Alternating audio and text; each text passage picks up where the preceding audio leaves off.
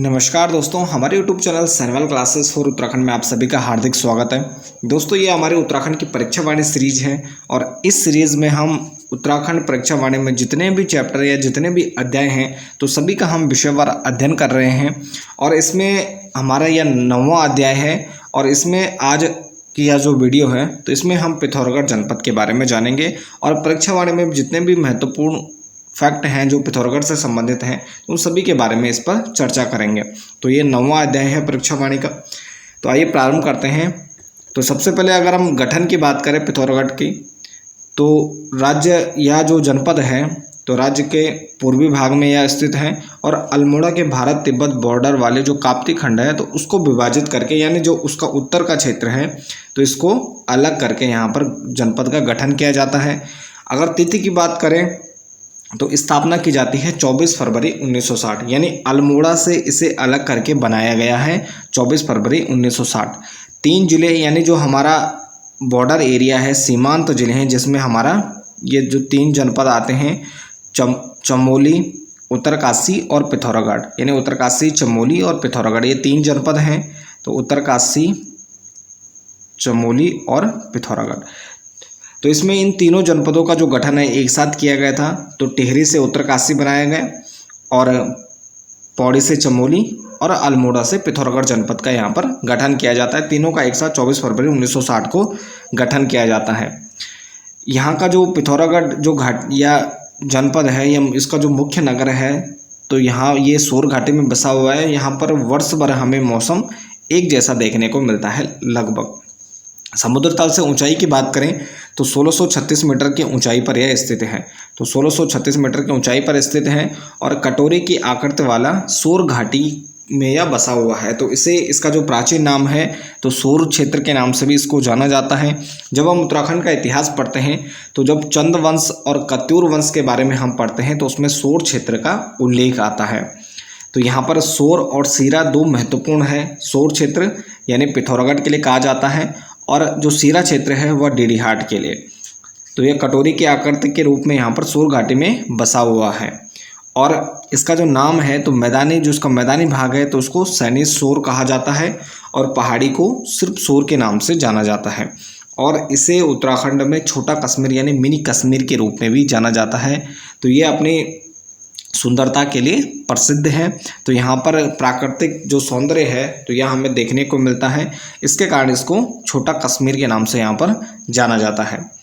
बम शासकों के अधीन यह क्षेत्र पहले शासित होता था।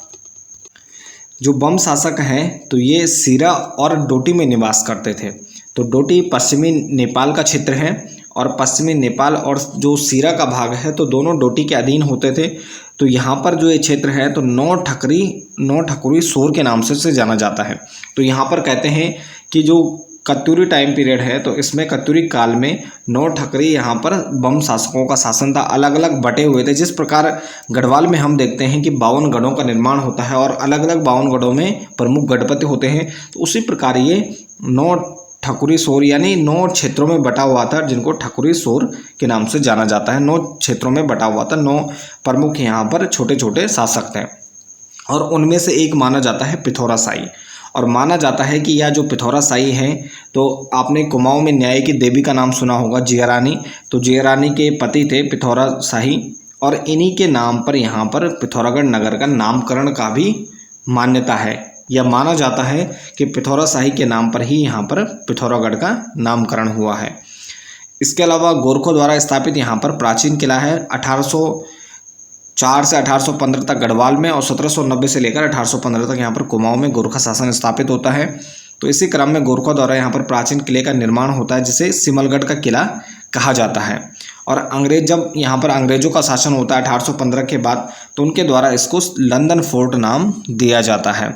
और इसके अलावा यहाँ पर जो सिमलगढ़ का किला है तो इसके निकट ही यहाँ पर चंडाक मंदिर है और झूलाघाट होते हुए यहाँ से नेपाल जाया जा सकता है, यानी बॉर्डर वाला एरिया है भारत और नेपाल। तो इसका जो पूर्वी भाग है तो यह जो जिला है हमारा सीमांत जिला है।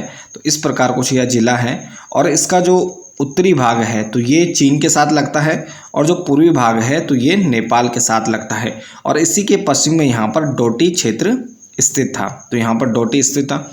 तो ये यहाँ पर जो हमारा पिथौरागढ़ जिला है तो यहीं पर क्या है, झूलाघाट होते हुए नेपाल जाया जा सकता है, यानी इसके पूर्वी क्षेत्र में नेपाल स्थित है। इसके बाद इसके कुछ प्रमुख स्थलों की बात करें तो पहला है मुनस्यारी। तो मुनस्यारी को जौहार का प्रवेश द्वार के नाम से भी जाना जाता है, इसे जौहार का प्रवेश द्वार भी कहा जाता है। और जो मुनस्यारी नाम है तो तपस्वियों के कारण, तप स्थल होने के कारण इसको मुनि का सेरा भी कहा जाता है, यानी ऋषि मुनियों का सेरा, ऋषि मुनियों का स्थान, तो इसके कारण इसको मुनस्यारी कहा जाता है। और पिथौरागढ़ से 165 किलोमीटर की दूरी पर है और हिमालय की बर्फीली चोटियां तथा नैनीताल की जो प्रमुख चोटियां हैं तो उनके दर्शन भी यहाँ से मुनस्यारी से किए जा सकते हैं, यानी देखने को मिलते हैं। इसके अलावा यहाँ पर मुनस्यारी में हमें शॉल, दर्री, कालीन, पंखी, पश्मीना, दुशाले और जड़ी बूटियाँ भी यहाँ से प्राप्त होती हैं और यहाँ पर मुख्यतः ऊनी वस्तुएं हमें देखने को मिलती हैं। इसके अलावा रालम, नामिक, मिलम आदि जो यहाँ पर प्रमुख ग्लेशियर हैं तो उनके लिए रास्ता भी मुनस्यारी से होकर ही जाता है और यहाँ पर एक सुंदर झील होने के साथ साथ एक प्रपात भी स्थित है। तो मुनस्यारी जौहार का प्रवेश द्वार कहा जाता है। इसके बाद अगला प्रमुख दर्शनीय स्थल है ओम पर्वत। ओम पर्वत की बात करें तो आदि कैलाश या छोटा कैलाश भी इसे कहा जाता है। पिथौरागढ़ सीमा पर यह स्थित है और गुंजी से यहाँ 14 किलोमीटर की पैदल यात्रा से पहुँचा जा सकता है ओम पर्वत। और यह शिव का एक रमणीय स्थल है और इसके निकट पार्वती ताल भी है। तो पार्वती ताल पिथौरागढ़ जनपद में स्थित है, ऐसी ओम पर्वत के निकट स्थित है। इसके बाद है मिलम ग्लेशियर। मिलम ग्लेशियर की बात करें तो कुमाऊं का सबसे बड़ा ग्लेशियर है शुद्धतम रूप से, क्योंकि उत्तराखंड की अगर हम बात करते हैं तो उत्तराखंड का सबसे बड़ा ग्लेशियर है गंगोत्री, लेकिन दूसरा ग्लेशियर पिंडारी। लेकिन जब हम कुमाऊं की बात करते हैं, जो पिंडारी ग्लेशियर है तो इसका कुछ भाग चमोली जनपद में आता है, तो इस कारण इसको कुमाऊं का शुद्धतम रूप से सबसे बड़ा ग्लेशियर नहीं माना जाता है। तो सबसे बड़ा ग्लेशियर कुमाऊं का है मिलम ग्लेशियर। तो यह पिथौरागढ़ से 208 किलोमीटर की दूरी पर है और मुनस्यारी तहसील में यह आता है। तो मुनस्यारी तहसील में आता है, 16 किलोमीटर यह लंबा ग्लेशियर है और कुमाऊं का सबसे बड़ा ग्लेशियर है। तो शुद्धतम रूप से कुमाऊं का सबसे बड़ा ग्लेशियर है। और अगर राज्य का पूछे तो गंगोत्री या गढ़वाल का पूछे तो गंगोत्री ग्लेशियर सबसे बड़ा ग्लेशियर हो जाएगा। यहाँ जाने पर प्रतिबंध लगाया गया है, तो यहाँ पर जाने के लिए परगना अधिकारी से पहले प्रवेश पत्र लेना पड़ता है। तो 1962 जब चीन के साथ युद्ध होता है उसके बाद यहाँ पर प्रतिबंध लगाया गया है। यहाँ पर घने जंगल, भोजपत्र के घने जंगल हैं, जड़ी बूटियाँ, कस्तूरी मृग यहाँ के दर्शनीय यहाँ पर देखी जा सकती हैं। और मिलम ग्लेशियर के बाद किंगरी बिंगरी दर्रा भी पड़ता है। तो यहाँ किंगरी बिंगरी दर्रा, ये जो ये दर्रे हैं तो यह प्रत्यक्ष या डायरेक्ट रूप से ये जो चीन तिब्बत है तो उसको जोड़ते हैं उत्तराखंड के साथ। इसके बाद अगला दर्शनीय स्थल है नारायण आश्रम। पिथौरागढ़ से 129 किलोमीटर की दूरी पर है, धारचूला तहसील में यह स्थित है और इसका निर्माण नारायण स्वामी के द्वारा 1936 में करवाया गया। तो 1936 में स्थापना होती है नारायण आश्रम की, नारायण स्वामी के द्वारा करवाई जाती है और यह एक आध्यात्मिक और सामाजिक शिक्षा का प्रसिद्ध केंद्र के रूप में विकसित हो रहा है। इसके बाद अगला प्रमुख दर्शनीय स्थल है गंगोली हाट। तो गंगोली हाट की बात करें, महाकाली मंदिर हेतु प्रसिद्ध है और आदि गुरु शंकराचार्य द्वारा शक्तिपीठ की स्थापना की गई है। इसके निकट ही जो रावल गांव है तो यहाँ पर जाह्नवी नौला भी है। तो जाह्नवी नौला, इसे गुप्त गंगा के नाम से भी जाना जाता है और इसका अपना ऐतिहासिक महत्व भी है और माना जाता है कि इसका जो निर्माण है तो 13वीं सदी के आसपास इसका निर्माण हुआ था। इसके बाद अगला दर्शनीय स्थल है हाट कालिंका मंदिर।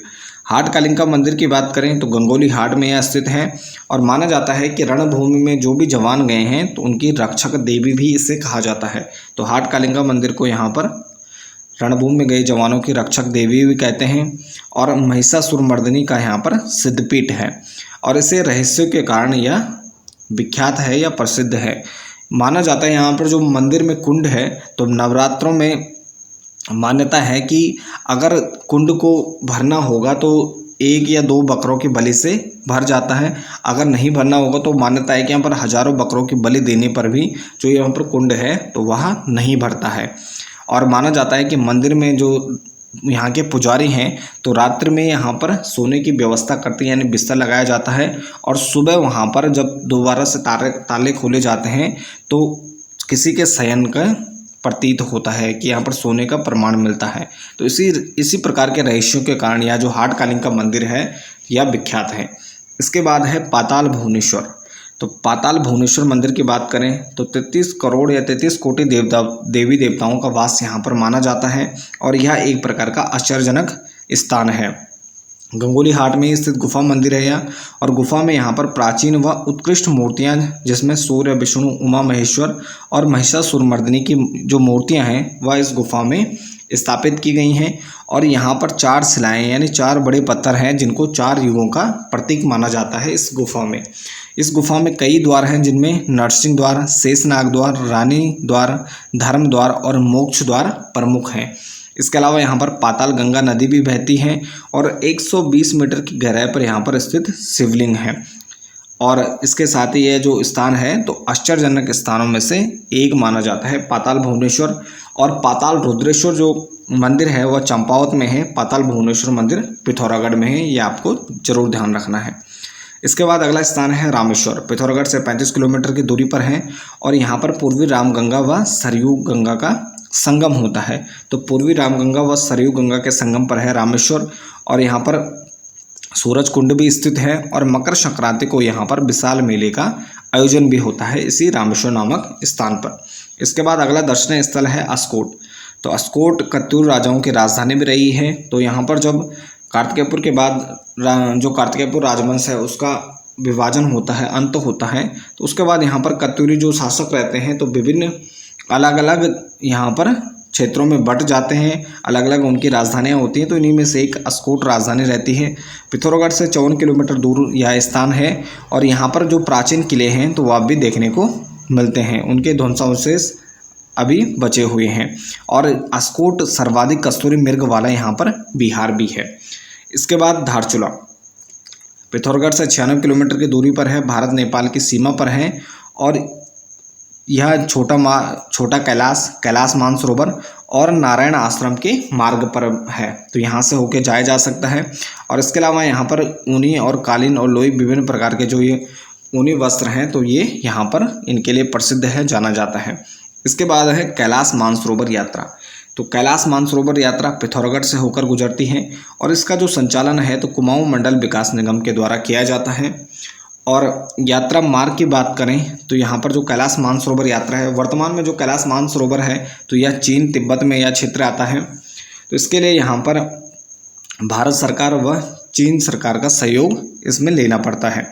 यात्रा मार्ग की बात करें तो यहाँ पर यात्रा मार्ग नई दिल्ली से उत्तर प्रदेश, उधम सिंह नगर, नैनीताल, अल्मोड़ा और उसके बाद डीडीहाट में, सर्वप्रथम डीडीहाट में यानी पिथौरागढ़ में जो यात्री हैं वह प्रवेश करते हैं। उसके बाद धारचूला के बाद तवाघाट के बाद सिरखा के बाद गलागढ़, उसके बाद गुंजी। तो गुंजी में यहाँ पर जो काली नदी है तो उसकी प्रमुख जो सहायक नदी है और सर्वप्रथम जो आकर नदी मिलती है कुठियांगटी, जो कुटी गाँव के पास से निकली हैं तो गुंजी में आकर मिल जाती हैं। उसके बाद यहाँ पर बुल्ली नामक स्थान पर यात्रा आगे बढ़ती है। फिर काला पानी जो कि काली नदी का उद्गम भी है, उसके बाद नावीडांग और उसके बाद तकलाकोट और कैलाश मानसरोवर और जो कि तिब्बत चीन में स्थित है। तो यानी नावीडांग और तकलाकोट यहाँ पर क्या है, इसके अंतिम जो हमारे कह सकते हैं पड़ाव हैं यात्रा के, कैलाश मानसरोवर यात्रा के अंतिम पड़ाव हैं। इसके बाद थल केदार की बात करें, प्राकृतिक सौंदर्य से परिपूर्ण क्षेत्र है, पिथौरागढ़ से 16 किलोमीटर की दूरी पर है और शिवरात्रि को यहाँ पर विशाल मेले का आयोजन होता है और इसे कुमाऊं में केदार जू के नाम से भी जाना जाता है, थल केदार को। इसके बाद है छिपला केदार। 15,000 फीट की ऊंचाई पर यह स्थित है। मुनस्यारी व धारचूला के समान इसका महत्व है यहाँ पर, मुनस्यारी और धारचूला का। और केदारनाथ की पूजा करने हेतु यहाँ पर स्थानीय लोग जात के रूप में यात्रा करते हैं, यानी कि जो स्थानीय लोग हैं मुनस्यारी और धारचूला क्षेत्र आसपास के, तो केदारनाथ की पूजा के समान, यानी जो गढ़वाल में केदारनाथ मंदिर है तो उसके समान यहाँ पर पूजा अर्चना मानी जाती है कि अगर आपने छिपला केदार में पूजा अर्चना कर दी तो वह केदारनाथ में की गई पूजा अर्चना के समान है। तो यहाँ पर स्थानीय लोग जात के रूप में यहाँ की छिपला केदार की यात्रा करते हैं। इसके बाद है अगला जो स्थान है तो बेरीनाग। तो बेरीनाग पिथौरागढ़ जनपद में चाय बागान हेतु यह प्रसिद्ध है। मुख्यालय से 102 किलोमीटर की दूरी पर है और हिमालय का यहाँ से भव्य दर्शन हमें देखने को मिलता है। तो हिमालय का भव्य दर्शन यहाँ से देखा जा सकता है। और इसके निकट ही यहाँ पर गरुड़ प्रपात भी है, तो गरुड़ प्रपात भी वेरीनाग के निकट है। इसके बाद अगला स्थान है चौकोड़ी। पिथौरागढ़ से 112 किलोमीटर और बागेश्वर से 43 किलोमीटर की दूरी पर है। दर्शनीय स्थलों की बात करें तो यहाँ पर कस्तूरी मृग फार्म भी है कोटमान्य में, और धर्मगढ़ के पास हिमदर्शन कुटीर की स्थापना यहाँ पर की गई है। इसके अलावा यहाँ पर चौकोड़ी में चाय बागान है और इसे फलोद्यानों से परिपूर्ण क्षेत्र भी कहा जा सकता है। यहाँ पर विभिन्न प्रकार के जो फलोद्यान बाग हैं तो वह देखने को प्राप्त होते हैं। इसके बाद नेक्स्ट है जयंती मंदिर। तो जयंती मंदिर टोटानोला नामक स्थान पर यह स्थित है और 3 किलोमीटर यहाँ पर कठिन चढ़ाई है। उसके बाद यहाँ पर जयंती मंदिर में पहुँचा जा सकता है, जहाँ पर 200 फुट नीचे यहाँ पर गुफा में यह मंदिर स्थित है। इसके बाद अगले स्थान है तालेश्वर। तो तालेश्वर की बात करें तो तालेश्वर झूलाघाट से 5 किलोमीटर की दूरी पर है। काली और कटिपानी गाड़ के संगम पर है तालेश्वर नामक स्थान। चूड़ाकर्म व जनेऊ संस्कार हेतु यह विशेष रूप से प्रसिद्ध है। और यहाँ पर कुमाऊनी और नेपाली, क्योंकि जो क्षेत्र है तो बॉर्डर वाला एरिया है, तो यहाँ पर कुमाऊनी और नेपाली दोनों, यहाँ पर कुमाऊनी नेपाली दोनों के यहाँ के जो लोग हैं तो यहाँ पर चूड़ाकर्म व जनेऊ संस्कार करवाते हैं। इसके बाद नेक्स्ट है असुर चूड़ा मंदिर। सोर घाटी के कई गाँवों में असुरी पूजा होती है, यानी राक्षसों की पूजा की जाती है। जागपंत व मड़ गाँव की पहाड़ी पर यह मंदिर स्थित है। इसके बाद है देवल समेत मंदिर। तो पिथौरागढ़ के 22 गाँवों के लोगों के द्वारा यहाँ पर पूजा अर्चना की जाती है। और साथ में चैत्र माह में बाबा का डोला निकालकर विधिवत यहाँ पर पूजा अर्चना की जाती है, जिसे चैतौल के नाम से यहाँ पर जाना जाता है। तो देवल समेत मंदिर भी यह भी पिथौरागढ़ जनपद में स्थित है। तो ये थे पिथौरागढ़ जनपद से जुड़े हुए कुछ महत्वपूर्ण तथ्य। तो इसके साथ इस वीडियो को यहीं पर समाप्त करते हैं। बाकी मिलते हैं एक नेक्स्ट टॉपिक नेक्स्ट वीडियो के साथ। बाकी आप बने रहें चैनल के साथ। धन्यवाद।